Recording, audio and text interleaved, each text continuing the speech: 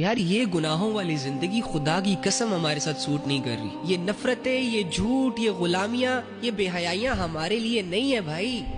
ہمارا اس دنیا میں آنے کا صرف ایک مقصد ہے، اپنی زندگی اپنی مرضی سے اللہ کے حوالے کر دینا. اس بات کو سامنے رکھتے ہوئے کہ مجھے میرے اللہ نے پیدا کیا اور میرے پاس جو کچھ بھی ہے وہ اللہ کا دیا ہوا ہے. میں جو بھی ہوں وہ اللہ کی وجہ سے ہوں، لہٰذا یہ ساری چیزیں میرے رب پہ قربان. میری زبان وہاں استعمال ہوگی جہاں میرا رب چاہتا ہے، میری آنکھیں وہاں استعمال ہوں گی جہاں میرے رب کی خواہش ہے. میری زندگی ان اعمال میں گزرے گی جس سے میرے رب کی رضا میری طرف متوجہ ہوتی ہے. میرے رب کی رحمتیں مجھے چاروں طرف سے گھیرتی ہیں. اگر میرا رب میری عبادت دیکھنا چاہتا ہے تو میں بھی اپنے رب کو عبادت ہی دکھاؤں. اگر میرا رب یہ چاہتا ہے کہ میں گناہوں سے بچوں، بے حیائیوں سے بچوں، تو ایک غلام ہونے کے ناطے، ایک بندہ ہونے کے ناطے مجھ پر بھی یہ لازم ہے کہ میں بھی گناہوں سے اور بے حیائیوں سے بچنے کے لیے فل کوشش کروں. بیچ میں اگر ناکام ہو جاؤں تو رب کے توبہ کے دروازے بھی کھلے ہیں. پھر اللہ کے پاس جاؤں اور اللہ سے کہوں اللہ غلطی ہو گئی ہے.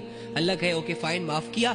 پھر دوبارہ اپنی زندگی اللہ کی فرمانبرداری میں گزارنا سٹارٹ کروں. جہاں جہاں گروں وہاں وہاں رب کو پکاروں. اللہ رب العزت کی بات مانتے مانتے جہاں مجھے میرے اللہ کی ضرورت ہوگی میں اللہ کو پکاروں، میں اللہ سے مدد مانگوں. اور اللہ تو ہر اس کام میں مدد کرتے ہیں جس میں انسان کی نیت یہ ہو کہ اللہ اس سے راضی ہو جائے، اور دنیا کی وجہ سے، لوگوں کی وجہ سے یا ماحول کی وجہ سے اسے کسی کمزوری کا سامنا کرنا پڑ رہا ہو. ایسی سچویشن میں انسان جب بھی اللہ کو پکارے گا اللہ خود آئے گا اس کی مدد کے لیے. لیکن ہم بہت ہی نکمے اور کامچور لوگ ہیں، ڈنڈیاں مار رہے ہیں. وہ رب جو یہ کہہ رہا ہے وہ ہوا علیم بذات الصدور کہ میرے بندے میں تیرے دل کے بھیدوں کو جانتا ہوں، رازوں کو جانتا ہوں، باتوں کو جانتا ہوں، وہ جانتا ہوں جو ابھی تک تو بھی نہیں جانتا. گناہ کرتے ہوئے ایسے رب کو ایسے اگنور کرتے ہیں جیسے وہ کچھ ہی نہیں دیکھ رہا، کچھ نہیں سن رہا، کچھ نہیں جانتا.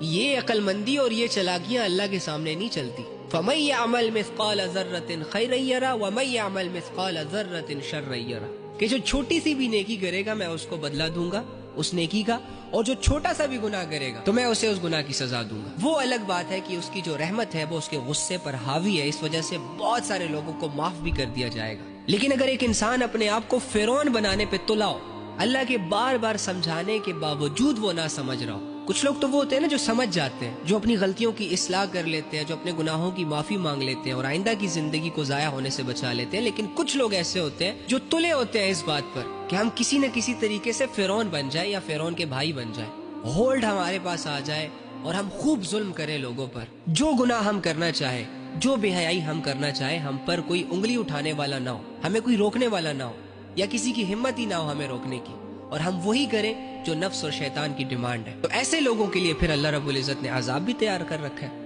ایسے لوگوں کے لیے تو پھر یہ دنیا جنت ہے، اور جنت میں ہر خواہش پوری ہوتی ہے. تو نافرمانوں کے لیے